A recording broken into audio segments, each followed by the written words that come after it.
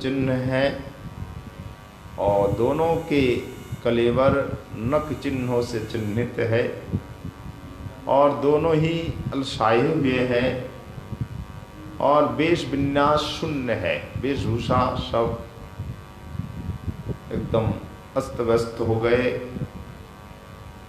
वसन शिथिल है, केश विगलित हो गए, मणिमुक्ता के हार सब टूट गए, गले में जो वनमाला थी वो भी बिल्कुल विमर्दित हो गई।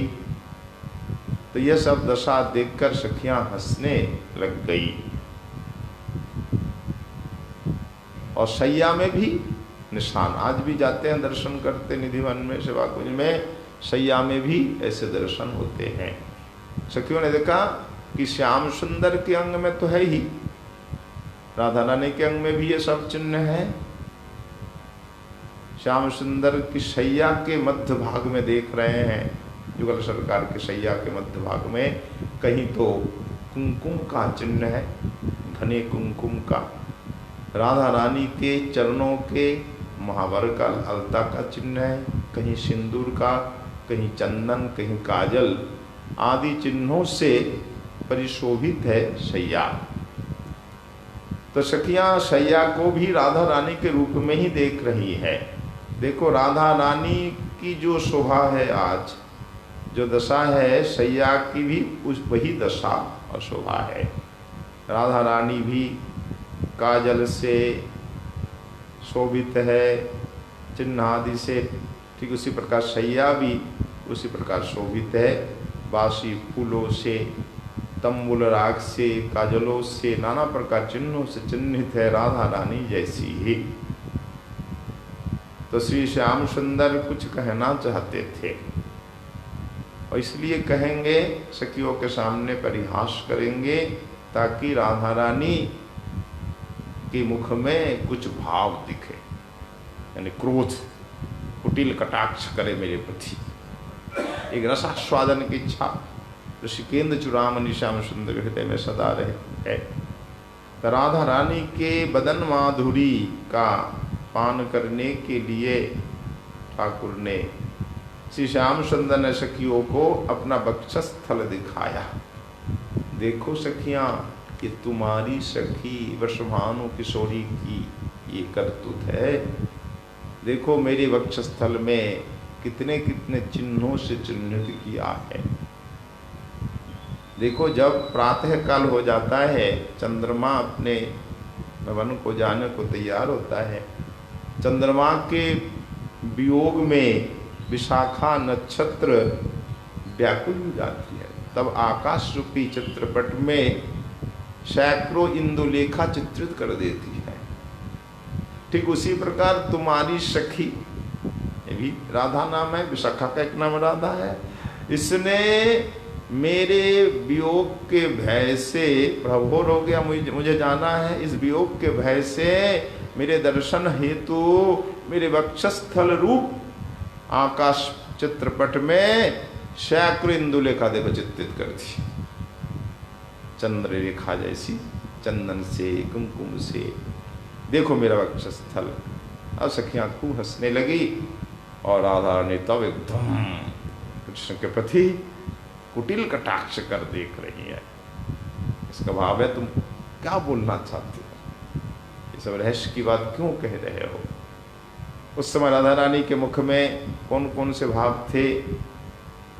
श्रृंगार भाव हेतु उल्लास भी था और आंखों में आंसू भी थे, नैन प्रांत लाल लाल हो रहे हैं, यानी क्रोध भी है, अश्रु भी, यहाँ क्रोध से ही, रोष से अश्रु आता है कभी, तो बस रोष पूर्वक, यानी रोष इसलिए कि तुम क्यों ऐसे बात कह रहे हो उसकी ओर से, तो रोष हेतु रो भी रही है, इसलिए नेत्र प्रांत लाल लाल हो रहे हैं और उल्लास भी है, आनंद भी है और लज्जा भी, लज्जा के लिए, लज्जा के कारण माथा उनका अवनत है, मस्तक अवनत है, नेत्र आधे आधे खुले हुए हैं और कटाक्ष चितवन कैसी है? ईर्षा हेतु वक्र है, कुटिल कटाक्ष। उल्लास भी, श्री प्राण वल्लभ के दर्शन तो हो रहे हैं ना, इसलिए नैनों में उल्लास भी, नैनों के ये पुतले हैं उससे दिख रहा है कि उल्लास भी है। उल्लास है, ईर्षा है, लज्जा है, क्रोध है, अनेक भाव से विभूषित मुखारविंद का दर्शन हेतु ही ठाकुर ने ऐसा उपहास परिहास किया। ऋषिकेंद्र नागर हमारे गोविंद चाहते कि राधा रानी इस प्रकार भाव से शोभित हो और हम माधुरी का पान करें। तो गोविंद के नयनों को परमानंद दिया राधा रानी ने।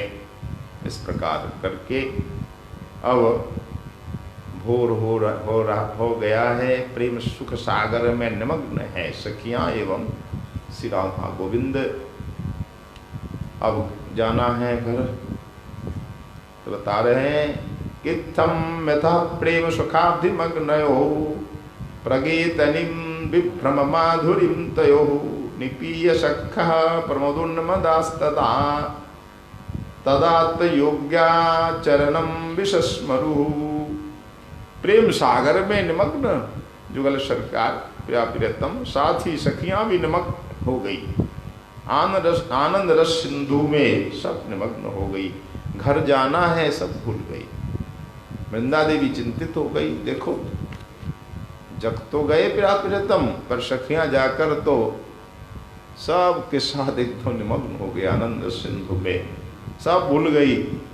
तो वृंदा देवी चिंतित होकर के तब एक सारी को कहती है जाओ तुम दोनों को कहो जल्दी घर जाए। कि वृंदा प्रभातो दयजात शंका निजेंगितांगाम निजेंगिताज्ञाम निदिदेश सारिम।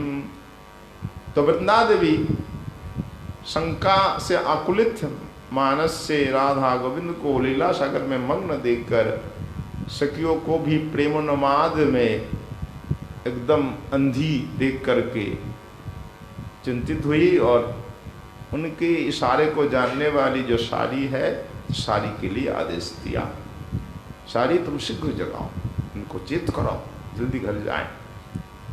तो गुरु लज्जा भक्ति भीति लोकहास निवारिका शुभक्षा सारिका प्राह राधिका बोध साधिका।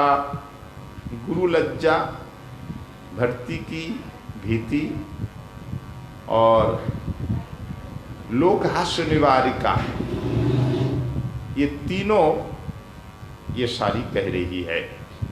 एक तो विलंब करने से लज्जा होगी गुरुजनों की के सामने, और भर्ता का भय है, अहिमन्यु का भय है, और लोग भी हंसेंगे। इसलिए अब तुम्हें यहाँ एक पल के लिए नहीं रहना चाहिए कि किशोरी अब घर चलो। तो ये शुभा नाम की सारी कहने लगी। इस सारी का नाम है शुभा।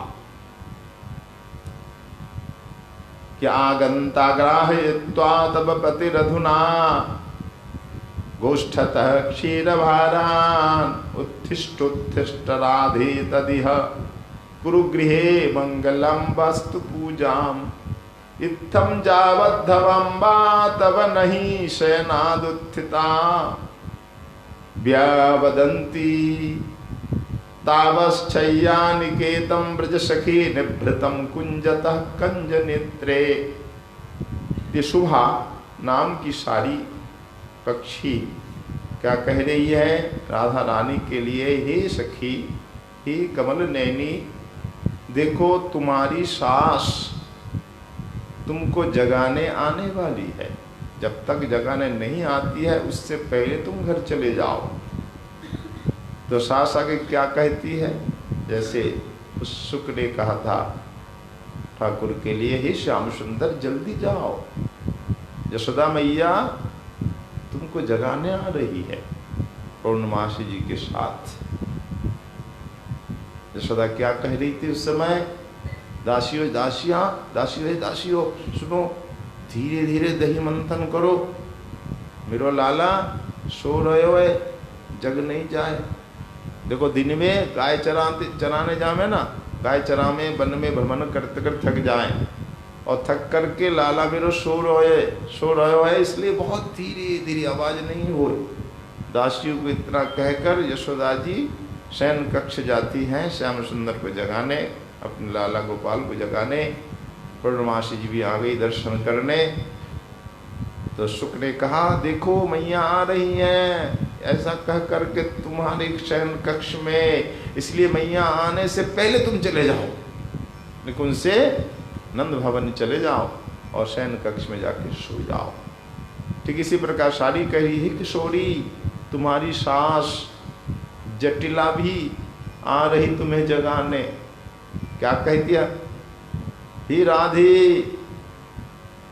ये बहू देखो तुम्हारे पति सेवकों के द्वारा दूध वहन करवा के गौशाला से लौटने वाले ही हैं। भैया दूध कर लिया, अब दूध लेकर के अभिमन्यु आने वाला है, इसलिए तुम जल्दी जग जाओ और वास्तु पूजा की तैयारी करो। जटिला ऐसा कहती हुई तुम्हारे घर में शयन कक्ष में प्रवेश करने ही वाली है, इसलिए हे किशोरी जल्दी जाओ, उससे पहले तुम जाके शयन मंदिर में सो जाओ। जटिला को मालूम नहीं पड़े, तो ऐसा कह करके वो सारी जगा रही है, यानी सावधान कर रही कि अब जल्दी जाओ। और जल्दी जल्दी राधा रानी का श्रृंगार भी तो करना होगा ना। अभी आपने सुना श्रृंगार सब अस्त व्यस्त है, सिंदूर नहीं, काजल सिंदूर आदि सब धुल गया, चंदन नहीं, महावर नहीं। तो श्याम सुंदर ने कहा कि मैं ही सजाऊंगा आज। सखियां तो थी पर श्याम सुंदर सजाएंगे क्या? बलराम दास जी बदकर्ता कहते हैं जैसे ही श्याम सुंदर के हाथ में कंघी दी गई, भाई बेणी गुथन करनी, केस को संभालने के लिए जैसे ही कंघी दी गई, कंघी को देखकर ही एकदम पुलकित हो गए, चकित हो गए। निरख की चमक की घन पुलकित, यानी चमकित हुए, चकित हुए और पुलकित हो गए, कंघी को उठा नहीं पा रहे। फिर सखियां काजल सामने रख दिया, ले ये काजल लगाओ आंखों में, और काजल कांप ये कान, काजल देखते ही कांपने लगे, कब कभी छूट गई। यानी ये भाव है, आज भक्तों को होता है, राधा रानी का काजल सिंदूर देख करके भाव आता है। तो गोविंद कांपने लगे, काजल देख कैसे मैं लगाऊं। फिर सखियां सिंदूर लाई, ये लो सिंदूर लगाना। रहित सिंदूरो लोर स्नावल, सिंदूर देखते ही एकदम रोने लग गए, आंसुओं से भीग गए, नहा गए। तो की करब वेश बना, एक सखी दूसरे से कह रही है, ले सखी देख ये प्यारे कैसे श्रृंगार करेंगे। ये सखी सौरिते मधु मन झूरे, देख स्मरण करने से ही मेरा मन व्याकुल हो जाता है। उस लीला का स्मरण करते ही मन व्याकुल हो जाता है। देख प्रियतम क्या श्रृंगार करेंगे, कंघी देखते ही पुलकित हो जाते हैं, काजल देखते ही कांपने लगते हैं, और सिंदूर देखकर तो एकदम रो रो कर बेहाल हो जाते हैं। वो कैसे श्रृंगार करेंगे। तो नियर ही गौरी ना भेल ऐछन किए जानी हो या दूर। देखो निकट ही गौरी है राधा रानी, और नाथ ठाकुर की ये दशा है, न जाने क्या होगा। और गौर हरि जय जय श्री राम। राधा रात की नरसिंह भगवान की धूप आरती की जय। तो श्री गोविंद श्रृंगार नहीं कर पा रहे, कांप रहे हैं, रो रहे हैं। तो सखिया एक दूसरे से कह रही है, न जाने श्याम सुंदर को किसने रस से बनाया। हाँ, ये बिहिराई प्रेम दे निर्मल रसमय नाग श्याम, किस विधि ने विधाता ने हमारी किशोरी का निर्माण किया, प्रेम से बनाया, और श्याम सुंदर को रस से बनाया। तो श्याम सुंदर रस घन है, तो राधा रानी प्रेम घन विग्रह है, किस विधि ने बना है। ओ देखो दोनों की क्या दशा है, अद्भुत शोभा है। तो कनक मंजरी रति मंजरी रोयने, कनक मंजरी रति मंजरी सब रो रही है। पदकर्ता कहते हैं रोया कब बलराम, मैं कब रोऊंगा। राधा रानी की इस दशा को, श्याम सुंदर की दशा को देखकर कब मैं रोऊंगा। कुछ में ये सब लीलाएं हो रही है शांत में। फिर श्याम सुंदर अपने भावों को संभालते हुए पहले किशोरी के मुख का मार्जन करती हैं, आचमन कराकर। राई मुख पंकज कुसुम माजल, कैसे माज रही है मार्जन? पुष्प से, हाथ से नहीं। कुसुम से भी कोमल है ना राधा रानी हमारी, तो राधा रानी के मुख कमल को कमल से मार्जन कर, कमल से ही पहुंच रहे हमारे श्याम सुंदर। कमल से पोंछ करके साफ करके फिर अपने आंचल पीतांबर से भी मार्जित किया, और करते ही एकदम पुलकित हो गए श्याम। फिर सिंदूर की कटोरी रख दी गई, सखियों ने दी, तो श्याम सुंदर उसमें से सिंदूर उठाया। एक चांदी की होती है सीख, उसमें से सिंदूर लिया, उठाया।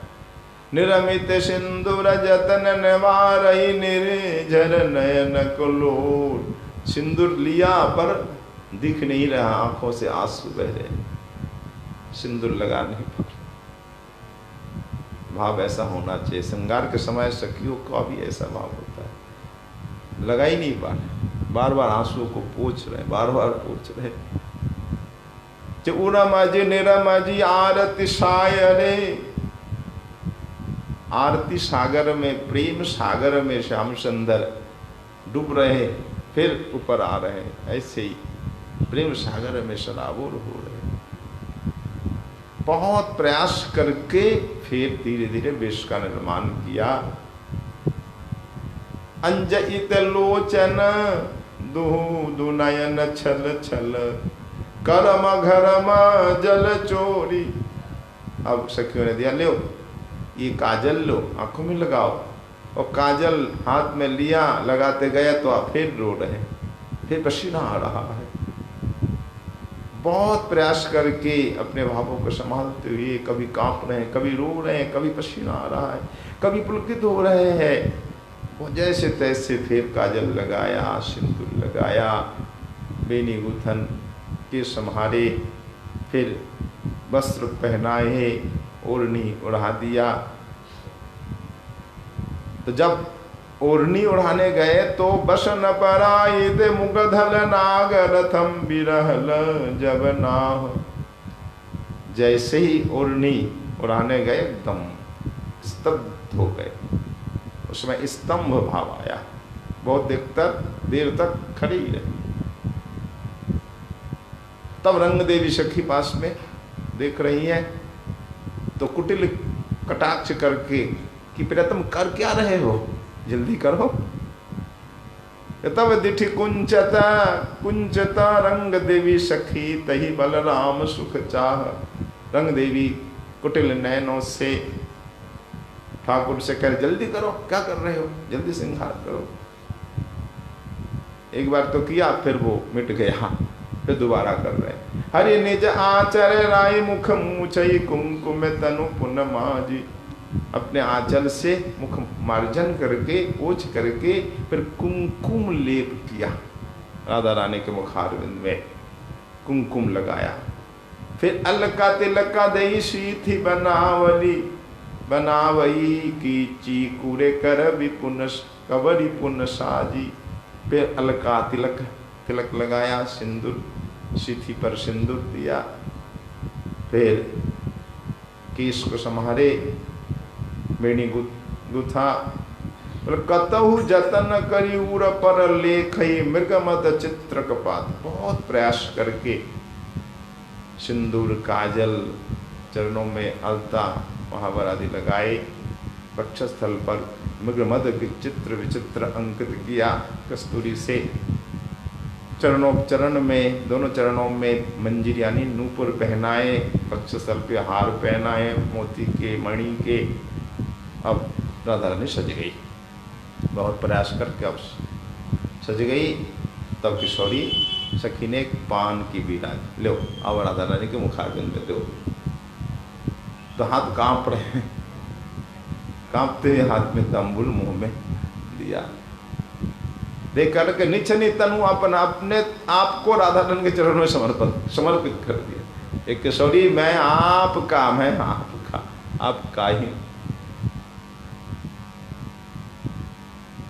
फिर अंतमारी एक तो श्रृंगार रह ही गया, क्या आपकी ठोड़ी पे तो मैंने बिंदी लगाई नहीं, आंखों में काजल तो लगा दिए, सिंदूर भी, अलता भी, आभूषण पहनाए, ओढ़नी उड़ा दिए, सब तो हो गया, पर आपकी ठोड़ी पे कस्तूरी बिंदी भूल ही गया। फिर कस्तूरी की डिबिया लाई गई, कस्तूरी बिंदी ठोड़ी पे लगा दी। एक चिची वो कही मृग मद बिंदु चरण कमल तले जावक लेखई की कहव दास गोविंद। इसे मैथिली पद ही है करीब करीब। तो चरण तल यानी चरण कमल के नीचे चावक यानी अलता महावर लगाए, और लगाकर अपना नाम भी लिख देते हैं, श्याम नाम भी छोटा सा नाम लिख देते श्याम। किसने लगाया? मैंने लगाया। मेरा नाम जैसे चित्रकार चित्रांकित करके अपना नाम नहीं लिखता है, तो ठाकुर अपना नाम भी लिख देते श्याम नाम। तो राधा रानी का श्रृंगार हुआ। अब राधा रानी गोविंद दोनों घर जा रहे हैं। उसका वर्णन हमारे कविराज जी महाराज कर रहे हैं।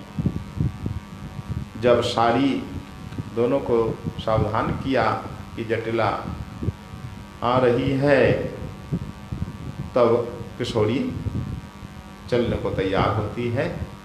जैसा वर्णन है कि तारा पति न सहस की तारा निखिल नेशकृत विविध विहारा लीना संप्रतंबर पटले तमपि च कुंजाद गृहमय सरले चंद्रवर्त्म कपिशं रविकिरणैः राजवर्त्म मिलितं जननिचयैः कुंजवर्त्म कुतुकं त्यजवा सरले कुंजवर्त्म कुतुकं त्यज सरले घोषवर्त्म गमनम हीतमधुना।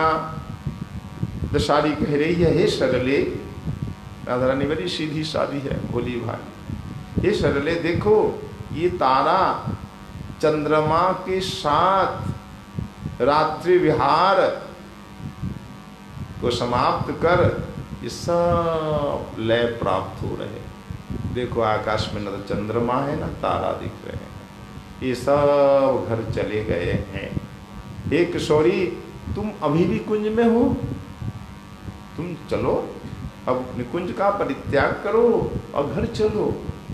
देखो किशोरी, ये दिवाकर आकाश में उदित हो गए हैं।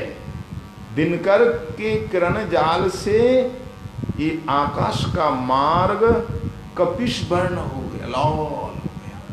प्रातःकाल आकाश लाल लाल हो जाता है।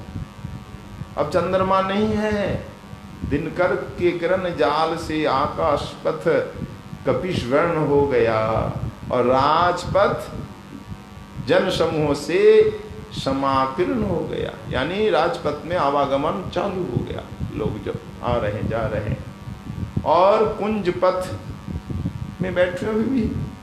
अब कुंज पथ को त्यागो, कौतुक परित्याग करो, बहुत कौतुक हो गया।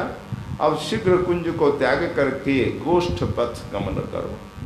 कुंज पथ को त्यागो और गोष्ठ पथ को जो है गमन करो। अब गोष्ठ के लिए चलो, यानी घर के लिए चलो। सारी ने इस प्रकार राधा रानी से कहा, फिर ठाकुर से श्याम सुंदर से भी कहा कि शंका पंका कलित हृदया संकति अस्याधवाम्बा छिद्रान्वेषी पतिरति कटु सार्थ नामाभिमन्यु रुष्टाभिक्षम परिवदति हा साहा ननंदापि मंदा प्रातर्जातम तद विसरलाम कृष्ण नैनम जहासी। अब ठाकुर के लिए बोल रहे सारी, हे कुंज बिहारी, हे गोविंद, तुम अभी भी सो रहे हो, जल्दी चलो। देखो से राधा रानी की जो सास है ना, उसके हृदय में सदा ही आशंका बनी रहती है बहू के प्रति। और किसके प्रति ना, राधा रानी के चरित्र के प्रति उसके चित्त में सदा ही शंका बनी रहती है। बहू को अच्छी नजर से नहीं देखती सास। और इसके जो पति है ना अभिमन्यु, नाम सार्थक हुआ है। मन्नु का मतलब क्रोध, अभी मतलब सर्वोतु भाव से, यानी सदा क्रोध ही रहता है यही मन्नु। जब देखो तब क्रोधित। नाम को उसने सार्थक किया। और अत्यंत कटुभाषी, कभी मीठा नहीं बोलता। और छिद्रान्वेषी यानी कमी देखने वाला केवल। और इसकी एक ननद भी है। नंद कैसी है? मंदमती, कुटिला, नाम भी कुटिला, स्वभाव से भी कुटिला। और बार बार बहू को जो है बदनाम करती है, झूठ मूठ की बदनाम। एक बार की बात है, ननद जाकर कहती है, भैया भैया तुम तो अपनी बहू को सती स्वाद भी कहते हो। देखिए आओ, वो कुंज में देखो कान्हा के संग रंगलीला मना रही है। अच्छा, तहिमन्यु का ठीक है, मैं चलता हूं, तू मेरे संग चल और तलवार लेकर आज ही बहू को समाप्त कर। जब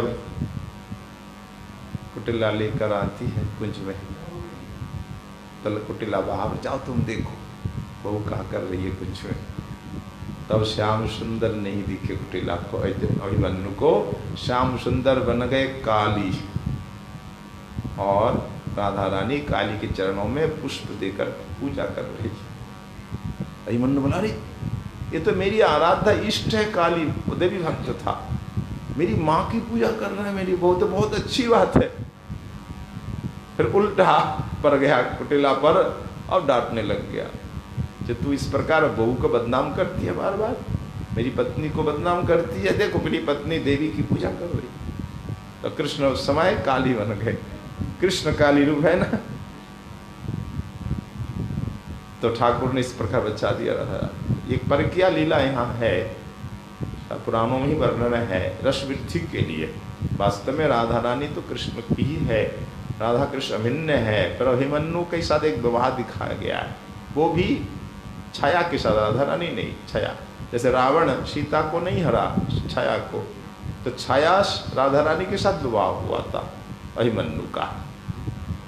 तो वैसे लोग मान लेते वो छाया ही, जैसे सीता ही मान लेते लोग, सीता का ही हरण किया वो लोग बोलते नहीं, ऐसे लोग कहते राधा के साथ विवाह हुआ था छाया के साथ। सो भी कभी अभिमन्यु ने स्पर्श तक नहीं किया, छाया का भी स्पर्श उसने किया नहीं, कभी नहीं स्पर्श किया।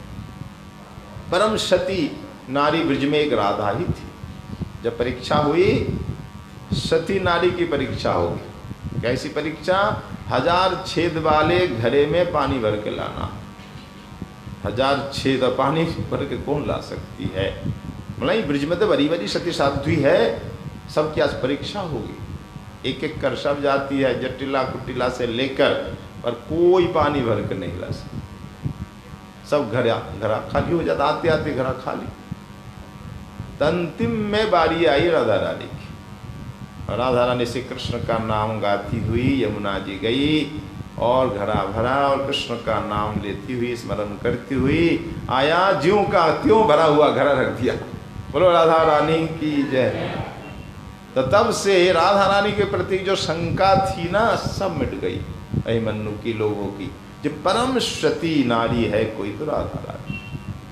अनुसुईया आदि जितनी सतियां हैं ना, सबकी परम पूज्य है राधा रानी, शिरोमणि है। बोलो राधा रानी की जय। पर जो दुष्ट होते हैं केवल कमी को ही देखते हैं, अच्छाई को बुराई बताते हैं। तो दुष्टों का काम है इसकी ननद जो है कुटिला केवल बदनाम करती रहती है, झूठ मूठ की शिकायत करती रहती है। इसलिए हे गोविंद, आपको अब जाना चाहिए घर, आप उचित नहीं आप कुंज में रहे, रजनी प्रभात हो चुकी है, आप शीघ्र चले। इससे राधा रानी को त्याग क्यों नहीं कर देते हैं? जल्दी जाने दीजिए, जल्दी नहीं तो डांट पड़ेगी। अब निकुंज से जाएं। तो सारी के वचनों को सुनकर अब राधा रानी उठ रही है, बोले नहीं प्रियतम अब तो मुझे जाना पड़ेगा। जैसे मंदराचल जब गिरता है समुद्र मंथन के समय, तब समुद्र में एक क्या होता है, एकदम से उछाल आ जाता है, संक्षोभ पैदा होता है। ठीक इसी प्रकार सारी के वचन मानो राधा रानी के हृदय रूप क्षीर सागर में मंदराचल गिरा, हृदय एकदम क्षुब्ध हो गया। जरुष्टाभीक्षणं परिवदति हा नंदापि मंदा, प्रातर जातम तद विसरलाम कृष्ण नैनाम जहासी। तो सारी बचो मंदर शैलपात, संक्षुब्ध हृदुग्ध पयोधिरेशा, अथोद्भ्रमन् नेत्र नवीन मीना, वियोग दीना शयनादुतस्थात्। तो सारी के वचन रूप मंदराचल के पतन से राधा रानी का हृदय रूप क्षीर सागर संक्षुब्ध हुआ, और नवीन मीन मछली की तरह राधा रानी के दोनों नेत्र विघुर्णित होने लगे। और श्री कृष्ण का संग विच्छेद के कारण, वियोग के कारण दुखिता भी हो रही है, दुखी भी हो रही है। हाय प्रियतम को छोड़ के अब जाना पड़ेगा। फिर भी राधा रानी शैया से उठकर बैठी,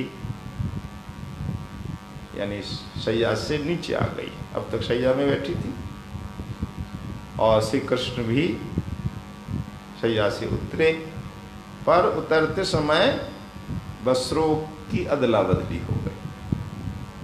कैसे? न कृष्णोऽपि कान्तं वृषभानुजायाः, पश्यन् मुखं भीत विलोल नेत्रं, नीलं शुचीनं दयितानिचोलं, गृह्णन् सतल्पात् तरयोदतिष्ठत्। तो कृष्णोपि, राधा रानी जिस प्रकार व्याकुल होकर शैया का परित्याग किया, व्याकुल भी है, नेत्र में चक्कर भी आ रहे हैं, नयन घूम रहे हैं, इधर हृदय में श्री कृष्ण वियोग का भय भी, दुख भी। फिर जाना तो पड़ेगा, इसलिए शैया के नीचे आ गई। और श्री श्याम सुंदर भी भय से आकुलित होकर के शैया से उतर गए।